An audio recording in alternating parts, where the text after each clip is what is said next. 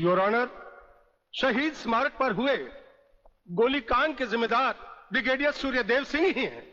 इन्हीं के कहने पर गोली चलाई गई, जिसमें कई बेगुनाह लोग मारे गए।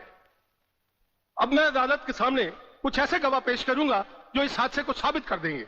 सबसे पहले मेरे गवाह हैं municipal councillor mister M.K. Tiwari.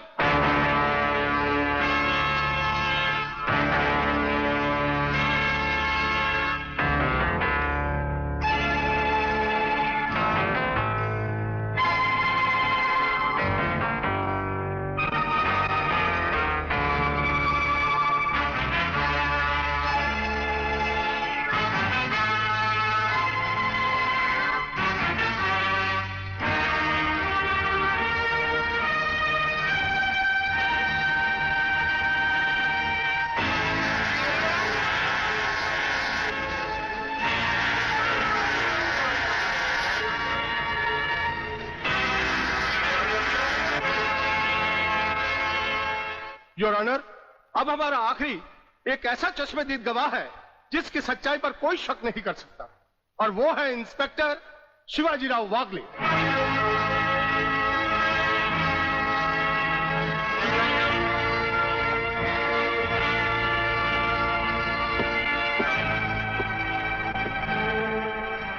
मैं गीता पर हाथ रखकर कसम खाता हूं, जो भी कहूंगा सच के अलावा कुछ नहीं कहूंगा।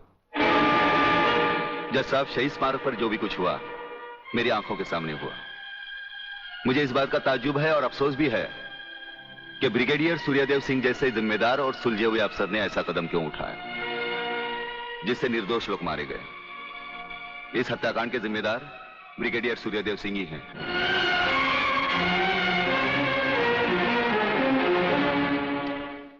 ब्रिगेडियर सूर्यदेव सिंह, अदालत ने आपके खिलाफ सारे बयान सुने।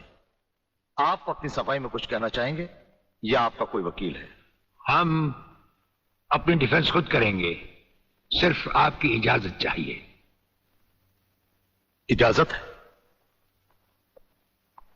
आप गीता पर हाथ रखकर कसम खाइए, जो भी कहेंगे, सच के सिवा कुछ नहीं कहेंगे। जज साहब, क्या अदालत को यकीन है कि गीता और कुरान या बाइबल जैसे पवित्र ग्रंथों पर हाथ रखकर जो गवाहियां दी जाती हैं वो सच होती हैं? अगर इन कस्मों के बावजूद भी गवाह सच नहीं बोलता तो फिर अदालत में इन पवित्र ग्रंथों का अपमान किस लिए जज साहब?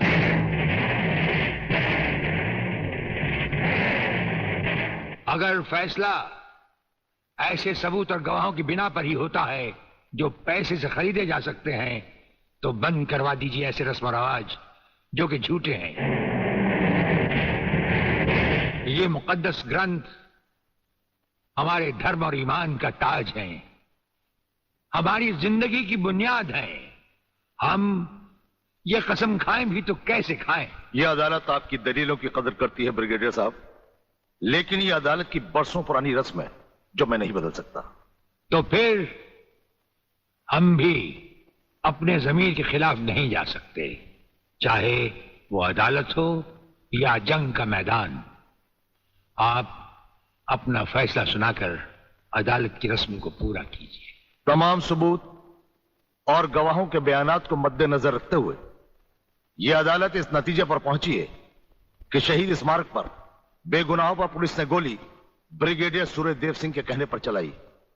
इसलिए यह अदालत ब्रिगेडियर सूर्यदेव सिंह को 1 साल कैद की सजा सुनाती है।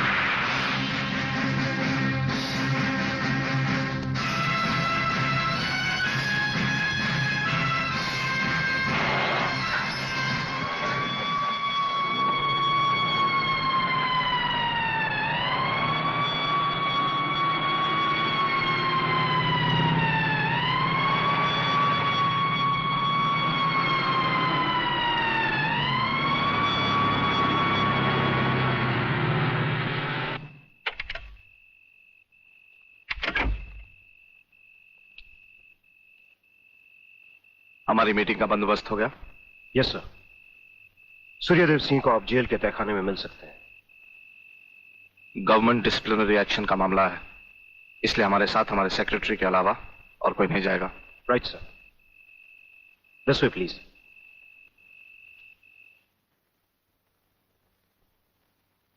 आप इधर उधर देखने की तकलीफ मत उठाइए मंत्री साहब, हम देख भी चुके हैं और सुन भी चुके हैं।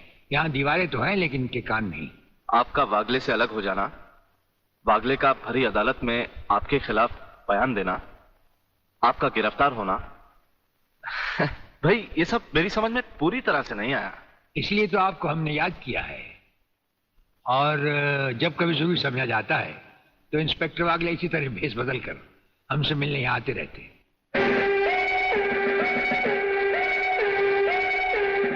सर, ब्रिगेडियर साहब का हमसे अलग होना, जेल में आ जाना, इससे दुश्मन हमें कमजोर समझकर लापरवाह हो जाएंगे और उनकी इसी लापरवाही का फायदा उठाकर हम उनकी जड़ें आसानी से काट सकते हैं। हम जिन जराइम की तलाश में हैं, उसकी कुछ जड़ें इस जेल की चार दीवारी में भी पैवस्त हैं। उन्हें ढूंढकर निकाल कर हमें खोदना होगा। और मंत्री साहब, आपसे खास बात ये कहना थी कि हमारी गैर हाजिरी में इंस्पेक्टर वागले आपसे हॉटलाइन पर बातचीत किया करेंगे। ये जब कभी भी आपसे कहें, आप हमारे लिए रिहाई के ऑर्डर भिजवा दीजिएगा। ठीक है, आप जब चाहेंगे आपकी रिहाई के ऑर्डर्स भिजवा दिए जाएंगे। नमस्कार। Cheers!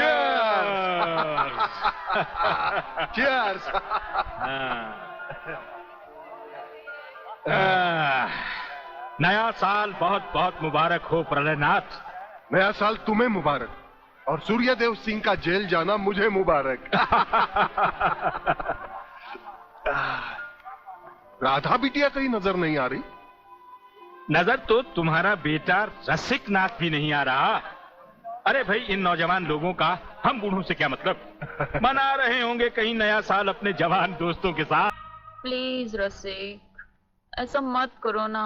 अगर ऐसा नहीं करूंगा तो नए साल का सेलिब्रेशन अधूरा रह जाएगा मेरी जान। रसिक, तुम जानते हो मैं तुम्हारे बच्चे की माँ बनने वाली हूँ। माँ? यानी प्रेग्नेंट?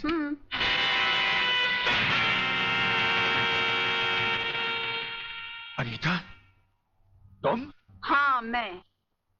कह दो इसे भी, प्रेगनेंसी में परेशानी क्या है, करवा लो अबॉर्शन।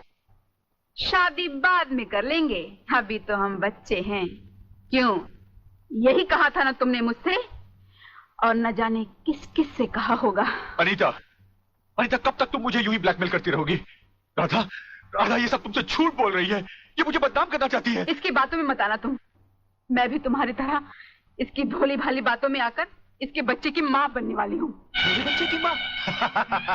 अरे ना जाने किस किस का पाप अपने पेट में पालकर तू मुझे उसका पाप बना रही है। रसिकनाथ, जिसका पाप मेरे पेट में है उसे पापी का अंत करने आई हूँ।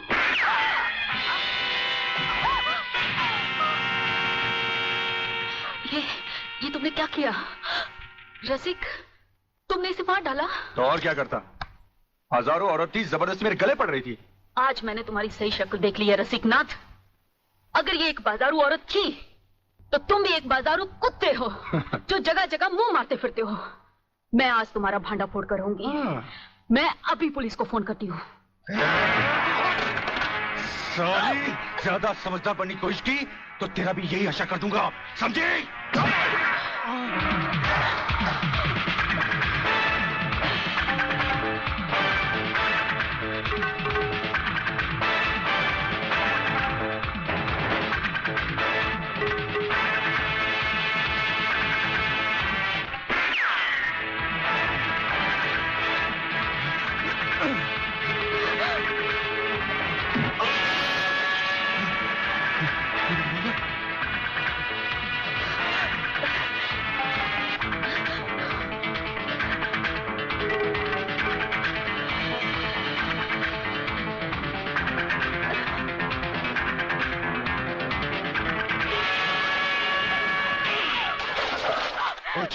पुलिस को बताएगी, पुलिस को बताएगी। जिंदा रहेगी तो पुलिस को बताएगी ना। न रहे बांस न बजेगी बांसुरी। मैं तुझे खत्म कर दूंगा कमीनी।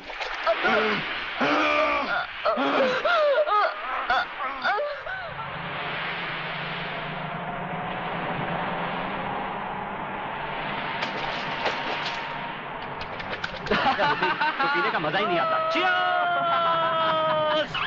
अरे क्या हुआ? अबे सामने देख, लड़की की लाश। अरे नहीं यार, ये भी कोई हमारी तरह नशे और मस्ती में चूर लगती है। चलो उसे और पिलाते हैं, अपना भी नया साल सुधर जाए। अबे नया साल सुधारने के बच्चे, अगर लफड़े में फंस गए ना तो जिंदगी बिगड़ जाएगी। हमें क्या मालूम वो जिंदा है या मुर्दा? क्यों संजू? कुछ भी हुआ लोग, मगर इंसानियत के नाते उसे देखना हमारा फर्ज है। चलो चलो देखते हैं।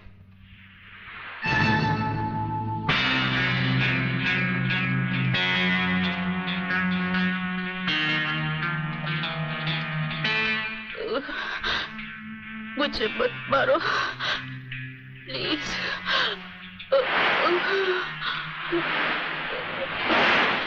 भगवान के लिए मुझे मत मारो।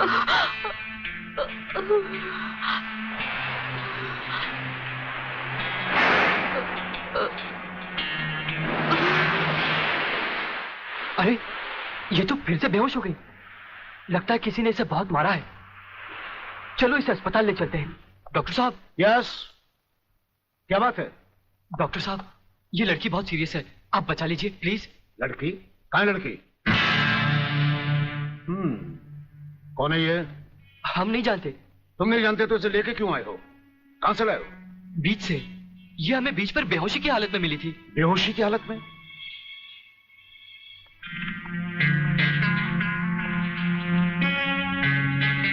इसकी हालत तुम लोगों ने इसके साथ 31st नाइट बना के तो नहीं की है ना? हम लोगों ने? ये क्या कह रहे हैं डॉक्टर साहब? नहीं नहीं, हम लोगों ने ऐसा कुछ नहीं किया। देखा तुम लोगों ने? मैं तुम लोगों को पहले ही कह रहा था। मगर नहीं यार, चुप रह तू, डरता क्यों है? डॉक्टर साहब, ये वक्त इधर उधर की बातों का नहीं है। हम पर भरोसा कीजिए और जल्दी से इलाज कीजिए। बातों से समझदार मालूम होते और मुंह से शराब की बदबू भी आ रही है। लेकिन भाई मेरे ये मामला तो पुलिस का है। पुलिस? हाँ। मगर पुलिस क्यों डॉक्टर साहब? क्योंकि इस तरह के केसेस पुलिस में दर्ज करवाए जाते हैं। मैं इंस्पेक्टर को अभी बुलाता हूँ। इंस्पेक्टर नीचे बैठा है। डॉक्टर साहब, संजय। आप लोग बैठिए। इंस्पेक्टर, कहाँ गए वो लोग? साहब, हम लोगों को मार के वो दोनों भाग गए। क्या बात है डॉक्टर साहब, आप इतने परेशान क्यों हैं? इंस्पेक्टर साहब, पता नहीं वो 3 लड़के इस लड़की को बेहोशी की हालत में यहाँ लाए। मैं आपको बुलाने गया, इतने में भाग गए। भाग गए?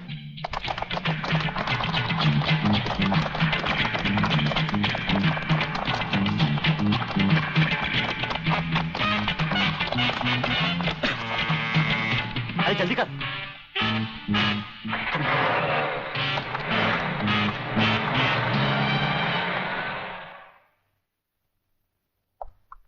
सर, ये है उस लड़की की मेडिकल रिपोर्ट। रेप केस है? नो सर, लड़की के पेट में 2 महीने का बच्चा है। लड़की को होश आया? No sir.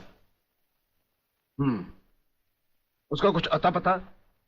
अब तो उसके होश में आने के बाद ही पता लगेगा कि वो कौन है और उसके पेट में बच्चा किसका है। अगल सेब अगल, अरे अगल सेब अगल। अरे बेटे, अंग्रेजी को मार गोली और हिंदी में समझा। क्या बात है? सगाश्री, पिताश्री मेरे परलोक सुधारने का प्रबंध कर रहे हैं। अरे तुम वो मेरी हत्या कर। तुम जैसी कमीना औलाद को मार डालना ही बेहतर होगा। देखता हूँ आज तुम्हें कौन बचाता है। प्रलयनाथ, तुम बीच में मत बोलो जीवनलाल। इस कमीने ने आज मेरी इज्जत मिट्टी में मिला दी है। मैं इसे जान से मारू। बात क्या है? क्या किया है इसने? ये बात तुम मुझसे पूछो तो अच्छा होगा। अच्छा अच्छा, रुक जाओ, शांति करो। बेटे रसिक, चलो उठो, बताओ क्या बात है? अंकल, अंकल मैं। हाँ हाँ बोलो, डरो मत। अंकल मैं एक लड़की से मोहब्बत करते हो, यही ना? हाँ। तुम भी कमाल करते हो प्रलयनाथ। बेटे की मोहब्बत बर्दाश्त नहीं कर पाए, उसे मारने पर तो लाए। अरे मोहब्बत करना तो आजकल के नौजवानों का फैशन है। बात यह नहीं है जीवनलाल, सच तो यह है कि इसकी मोहब्बत के चक्कर में वो लड़की इसके बच्चे की मां बनने वाली। ओहो, तो इसमें कौन सी नई बात है? करवा दो शादी। और अगर लड़की अपने बराबर की नहीं है तो करवा दो एबॉर्शन। मगर जीवनलाल बात यह है। अरे यार, ऐसे मामले में बात कुछ नहीं होती। सीधी सी बात है, अगर वो लड़की नहीं मानती तो पैसे वैसे देकर अपनी जान छुड़वा लो, और अगर फिर भी नहीं मानती तो तुम्हारे लिए किसी की जान लेना कौन सी नई बात है। प्रणयनाथ, तुम तो खामखा उस लड़की के लिए अपने बेटे की जान के पीछे पड़े हो। दरअसल बात यह है जीवनलाल कि वो लड़की तुम्हारी बेटी राधा है।